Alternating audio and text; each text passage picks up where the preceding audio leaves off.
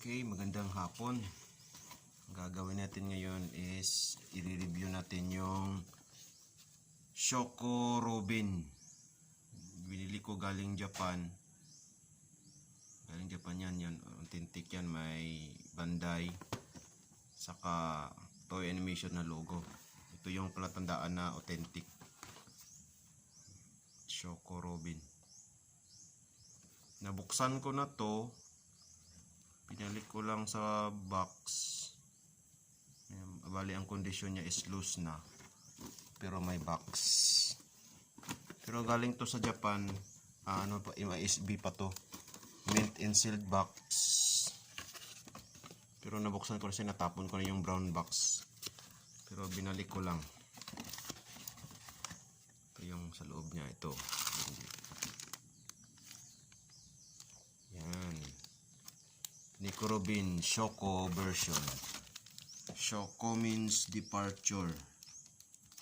Ito yung version na papunta na sila sa Onigashima para labanan si Kaido. Ang nakaganda lang sa Shoko Robin is yung base nila is maliliit. Tapos pag inilagay mo sila sa maramihan, hindi masyadong kukuha ng malaking space kasi maliit lang yung ano niya, base o bilog na bilog. Di katulad sa DXF. Ito yun. Yan. Buksan natin si Robin. I-review at i-flex natin. Yan. Ito yung peg niya. Oh. Male ang peg. Tapos ilalagay lang natin kung saan yung maliit. Doon yung maliit, kung saan malaki, doon yung malaki. Para, tapos dahan-dahan lang sa paglagay. Para hindi mabali yung peg. Kasi mostly sa mga figures na ganito, yung peg sa paa, mostly yung nasisira. Yan. Ang ganda oh.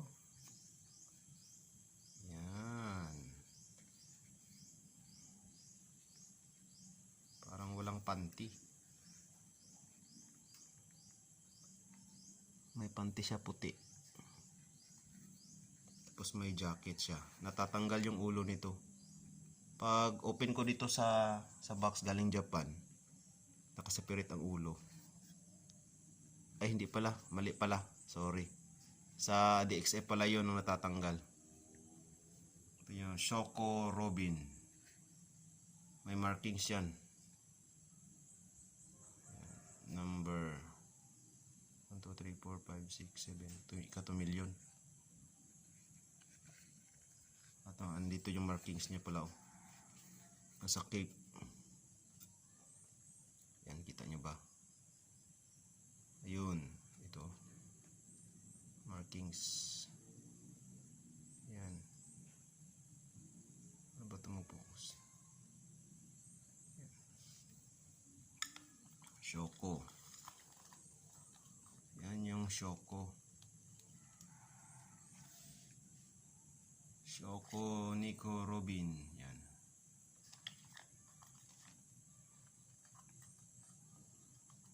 Tapos ipapakita ko na lang rin yung DXF. Yung DXF na Nico Robin. May box din yun. Ito yung Shoko. Yan. Shoko Robin. Kunin ko lang muna.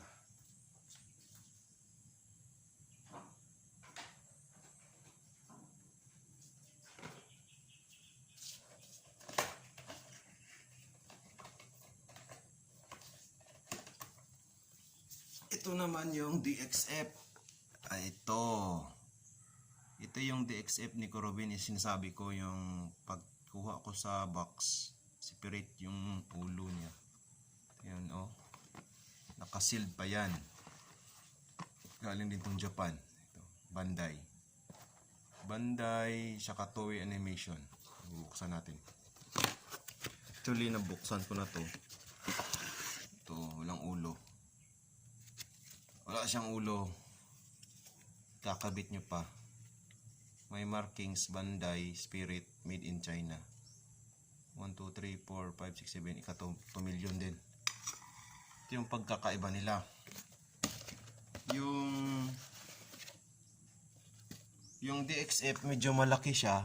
Malaki din ang yung ulo niya, guys, oh. Nakasepare kasi masyadong matangkad, di siya magkasya sa box. Hindi siya magkasya, oh. Lampas yung ulo niya, kaya nakaseparate. Tapos pag open nyo ng box, assemble nyo na lang. Medyo malaki siya, oh. Tingnan nyo, oh.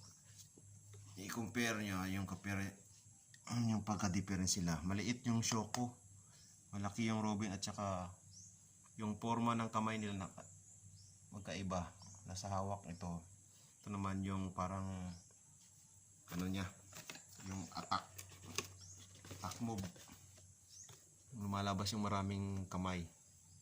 Yan. Ito yung mga Nico Robin collection ko. Follow and subscribe na rin kayo sa channel ko para updated kayo sa ating mga review about figures One Piece DXF collection. DXF collector po kasi ako. Yan, ito yung review natin. Yung pagkakaiba nila, yan. Mas nagagandahan ako dito sa DXF. Ito parang nakasimangot yung sa Shoko. Tsaka parang pango yung ilong. Mas maganda tong Robin na to. Pareha naman yung kanilang damit, magkaiba lang yung forma. Kasi ito yung Shoko Departure, puntang Onigashima, labanan si Kaido. Ito naman parang DXF lang siya, pormahang DXF, parang preparation papuntang Onigashima. Yan. Actually, Onigashima version to silang dalawa. Pag nag-follow and subscribe kayo sa akin, i-reflex ko naman yung isa pang Robin ko na Sailing Again. Isa yun sa mga rare, pinaka-rare. Sa pinaka-rare yun, yung Sailing Again ni Nico Robin. See you next time.